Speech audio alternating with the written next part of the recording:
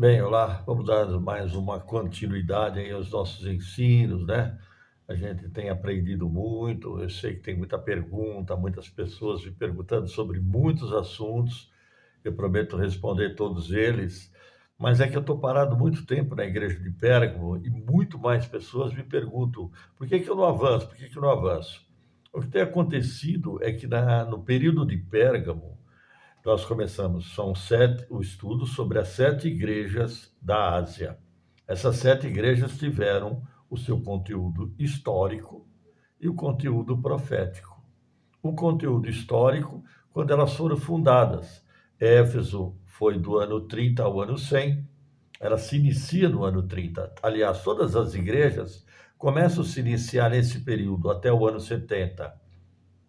Só que no ano 70, essas igrejas estavam dando problema.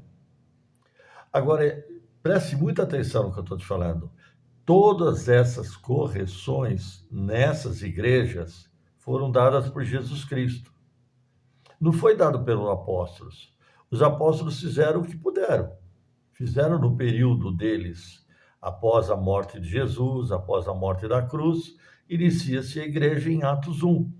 E eles vão caminhando com a igreja. Só que a igreja era provida de pessoas. Já visto pelo que nós já estudamos aí na igreja, primeira igreja de Éfeso, o que aconteceu. Jesus chegou a chamar de sinagoga de Satanás, que a igreja estava habitando no trono de Satanás. Sinagoga de Satanás, ou seja, os judeus fizeram uma sinagoga de Satanás dentro da igreja. E eles puseram à prova os judeus que se diziam e não eram, puseram à prova os apóstolos, e aí vai toda a história que você já está aí, tem aí vídeo, aí é só você procurar, você vai encontrar. Tem bastante vídeo para procurar, dá para estudar bastante. A igreja de Éfeso vai do ano 30 ao ano 100, a de Esmirna do ano 100 ao ano 300, Pérgamo de 300 a 600, que é a pior igreja, porque eu vejo que foi ali que introduziu tudo. Começou todo o paganismo, entrou na igreja de Pérgamo. Pérgamo foi a primeira igreja fora de Jerusalém e que teve o primeiro culto romano. Então, ali Constantino junta todas as religiões, põe lá dentro todos os costumes e tradições que não eram os costumes e a tradição judaica, nem a tradição do cristianismo. De tradição não, perdão, nunca foi de tradição. O que o cristianismo pregou e ensinou, o que Jesus passou aos discípulos, que se tornaram apóstolos. Aí surgiram um monte de apóstolos, como surge até os dias de hoje, e a igreja de Pérgamo foi onde instituiu várias religiões, várias dogmas, doutrinas.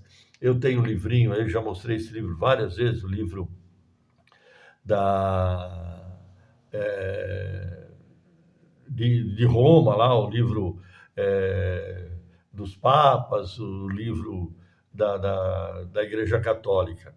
Por que que eu mostro esse livro? Porque esse livro foi proibido, esse livro foi tirado de circulação e eu só tenho xerox dele. Muitas coisas não tem nem na internet, porque a Igreja Católica tirou. Ela não confiou em alguns estudiosos. Eu li isso já, você já tem vídeo aí, você já viu. Eu queria continuar hoje falando sobre Tiatira, aí falta Sardes, Filadélfia e Laodiceia. Laodiceia é a última igreja do conteúdo cristão, é a igreja dos dias de hoje. Laodiceia significa a voz do povo. Haja visto que a voz do povo impera hoje na igreja. E eu não estou debatendo contra a igreja. Eu estou a favor do evangelho que precisa ser pregado, precisa ser ensinado e não pode continuar desse jeito. Por que que eu faço isso? Porque o próprio Jesus o fez. Não fui eu que fiz. Não fui eu que estou fazendo. Entendeu? Quando você vai lá para as 7 cartas, nós vamos hoje ler a igreja de Tiatira. A igreja deu problema, aí o último apóstolo é João, está na ilha de Patmos, o anjo aparece a ele e ali ele fala, olha, João, escreve ao anjo da igreja que está em Éfeso, Esmirna, Pérgamo e ao anjo da igreja que está em Tiatira. Você vai notar agora se você tiver percepção, você vai notar que Jesus muda a colocação. Ele diz assim: ao anjo da igreja ao anjo da igreja de Tiatira, não é que está, ela é de Tiatira. É uma coisa diferente, porque a igreja é de Tiatira, é do local. A igreja é do local. A igreja não é da Batista, da Assembleia, não é a igreja de Tiatira. Escreve essa igreja de Tiatira que ela está fazendo algumas coisas erradas. Aí ele vai se identificar essa igreja. Ele já se identifica aqui, ele não faz a identificação, que é interessante. Em Tiatira e diante, nós vemos uma outra divisão. Jesus não passa mais a falar à igreja como um todo, apenas em remanescentes. Seja vendo que a sentença sobre as outras igrejas já exclui muita gente. A igreja está excluindo muita gente que está dentro da igreja excluída. Porque Jesus vai dizer a muitas pessoas: aparta-te de mim, pois eu nunca vos conheci. Tem gente pregando, fazendo, subindo o morro, descendo o morro, fazendo a obra, dizendo fazer a obra, e ele fala assim: aparta de mim, eu nunca vos conheci. Por que muitas pessoas não vão ser identificadas por Jesus? Olha que interessante, vamos lá. Isso diz o Filho de Deus, uma menção ao Filho de Deus. Por que ele fala para essa igreja isso que está dizendo é o Filho de Deus? Porque Jesus já foi conhecido e já era conhecido nesse período como filho de Maria. Ele já não era conhecido mais como filho de Deus. Filho de Maria, filho de José. Não. Ele foi filho de Maria durante a sua vida na terra. Após a morte, ele passou a ser filho de Deus. Ele pregou aqui como Jesus.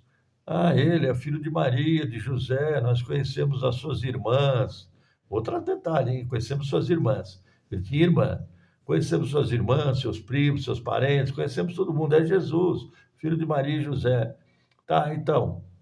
Aqui ele fala: não, chega. Aqui é o Filho de Deus.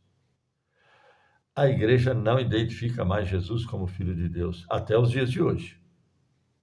Sabe aquela menção de Jesus? Eu vou ler no próximo episódio, no próximo vídeo, eu vou ler sobre aquela mãe com o menino no colo. Essa figura da mãe com o menino no colo é lauda de 700 anos antes de Jesus nascer.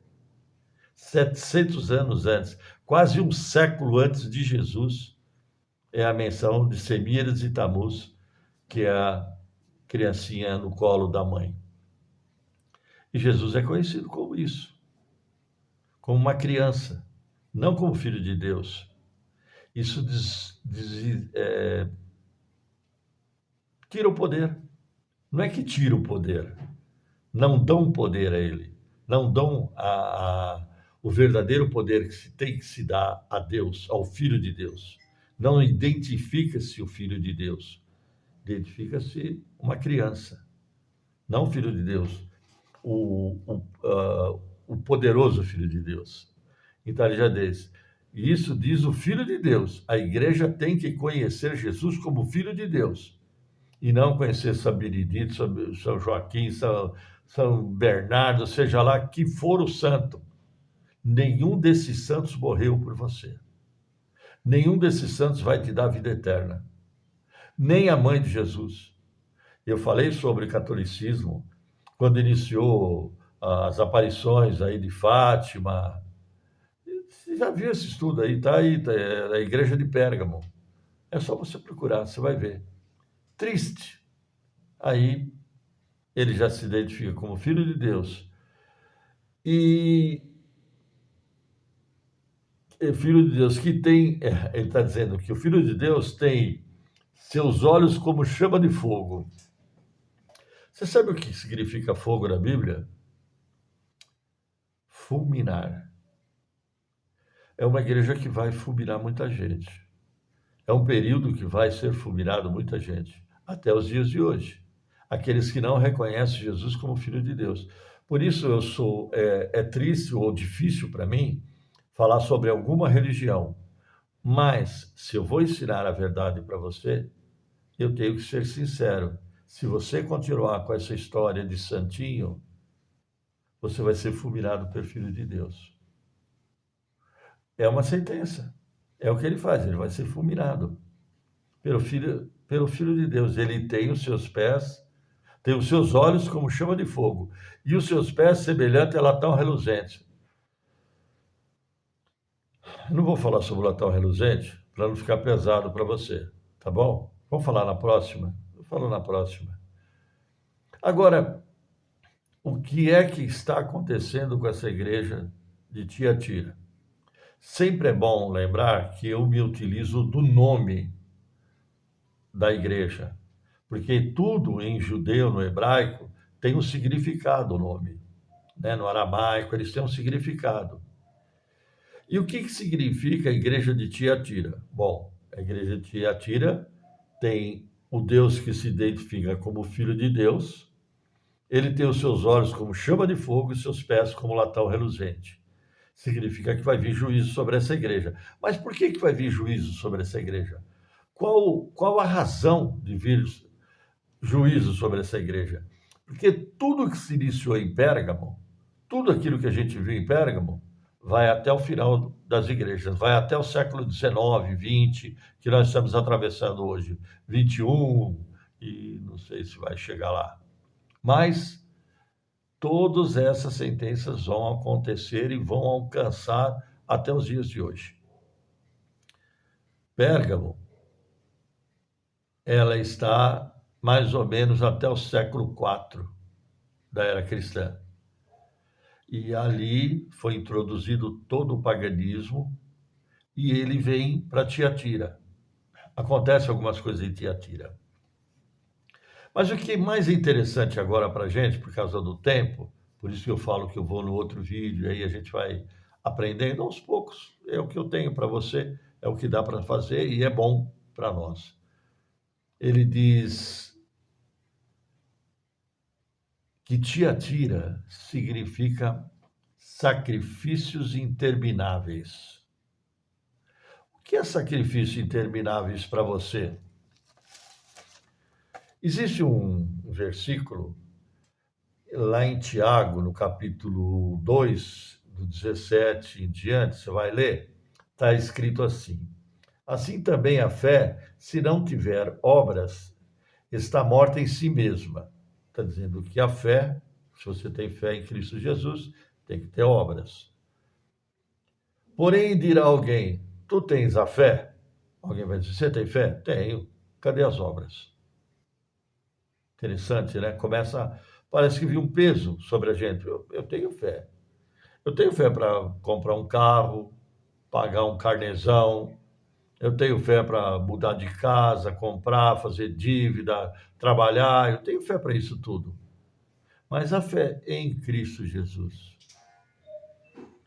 Você tem obras? Ele diz, tu tens a fé, eu tenho as obras. Mostra-me a tua fé sem as tuas obras.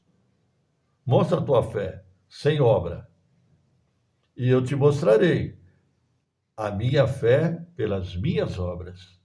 Então, o que identifica você ter fé em Cristo Jesus é a obra que você pratica. Tu crês que há um só Deus? Fazes bem. Também os demônios creem e estremecem. Você acredita que é um só Deus e você não tem medo? Porque você não tem obras? Presta atenção nisso que eu vou te falar. Isso não está escrito na Bíblia. Esse é um versículo que eu inventei. Esse versículo é meu. Há muitos anos que eu falo dele. As obras que você pratica manifestam o Deus em que você crê. Aquilo que você pratica manifesta o Deus que você crê. Por acaso, você acha que pelaquilo que você tem vivido e o que você tem feito, como sacrifícios intermináveis, manifesta o Filho de Deus? Você está entendendo o que eu estou te falando? Você está vendo se você está manifestando a sua fé legítima em Cristo Jesus? Porque obra não é lavar a igreja. Obra não é limpar, não é cantar, não é ir todo culto, não é tomar ceia, tomar santa ceia. Isso não é obra. Isso não é obrigação. A única ordenança que ele nos fez é pregar o evangelho. Isso é obra de Cristo. Isso é uma obra, pregar a salvação, a eternidade, mostrar o porquê que a pessoa tem que crer em Jesus para ter a eternidade. A única promessa que Jesus nos fez, a única, ele não fez nenhuma outra, é vida eterna. Esta é a promessa que ele nos fez, vida eterna. Agora, sacrifícios intermináveis. Eu não sei se você já fez, a gente chama na igreja evangélica campanha Romaria, e a pé até não sei aonde. Agora tem uma aí na freguesia, tem uma aí, eu sou da freguesia. Tem uma Romaria, lá para... não lembro o nome da cidade, mas uma Romaria a pé. Isso é obra? Isso é uma obra para o Filho de Deus? Isso é uma obra de fé em Cristo Jesus? Ou uma romaria para Aparecida? Uma romaria para Aparecida é uma obra para o Filho de Deus?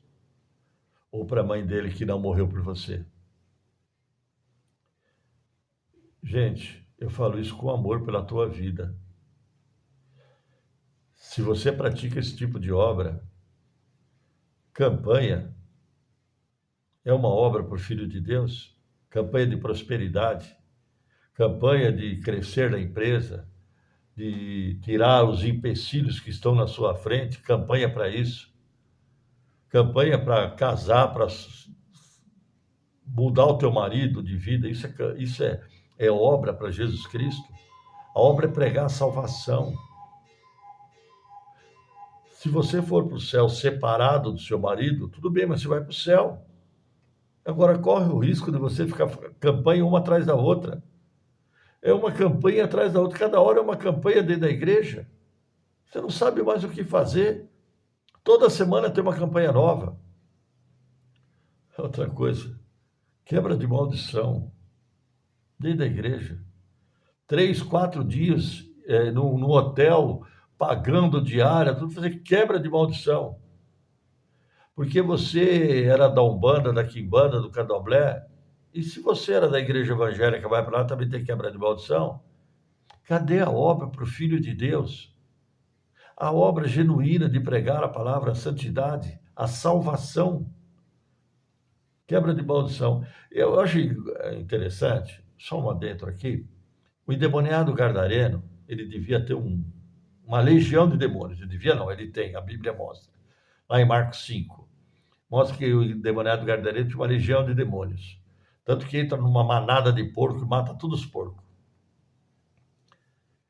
E o endemoniado gadareno, Jesus não falou para ele, olha, agora que você se libertou, você vai fazer quebra de maldição. Você vai na igreja, vai se batizar, vai fazer cursinho, vai fazer profissão de fé. Profissão de fé não é obra para Deus. Você fica sentado lá para se batizar, você crê no Senhor Jesus, até quando?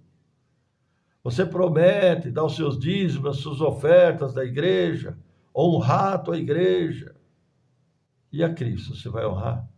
Pregar o evangelho, a santificação, a salvação em Cristo Jesus? Ele está vindo com juízo para essa igreja. Ele está vindo cura interior. O cara é cheio de problema lá com a mãe, com a criação dele. Aí vai fazer cura interior e quebra de maldição. Campanha. E a salvação e a eternidade? Eu costumo pegar os crentes, os religiosos, todos, católico, espírita, kardecista, umbandista, e falam: quando se iniciou o catolicismo? No ano 400, no quarto século da era cristã. Quantos anos tem o homem na face da terra? 4 séculos antes de Jesus, 2 séculos com a igreja. Ficou mais fácil? 6.000 anos, né? 6.000 anos que o homem está na face da terra. 2.000 anos com a igreja. 4.000 anos antes da igreja. Como as pessoas eram salvas sem Jesus Cristo? Antes de Jesus vir, como é que as pessoas eram salvas? É um horror, ninguém sabe. E são cristãos. Aliás, eu não pergunto isso para quem está estudando. Eu pergunto, e outra, hein? Não vai responder você que já estudou comigo para deixar os outros. Tem que deixar os outros preocupados, eles têm que procurar estudar. A gente pergunta para pastor, para líder aí que está pregando, que tem igreja. Igreja abarrotada de gente. É assim que as pessoas estão sendo salvas? Por uma pessoa que não conhece nem o plano de salvação? Você não conhece o plano de salvação e está fazendo cura interior, quebra de maldição? Você me desculpa, mas o horário está no fim e eu não posso fazer vídeo mais pesado que não cabe. Então, a gente continua no próximo. Até lá, um pouquinho mais. Deus guarde o teu coração e medita na palavra dia e noite. É o único jeito de você conseguir alcançar o reino dos céus. Se não, é juízo de Deus. É os olhos com chama de fogo. Vai queimar e vai sobrar nada, só palha.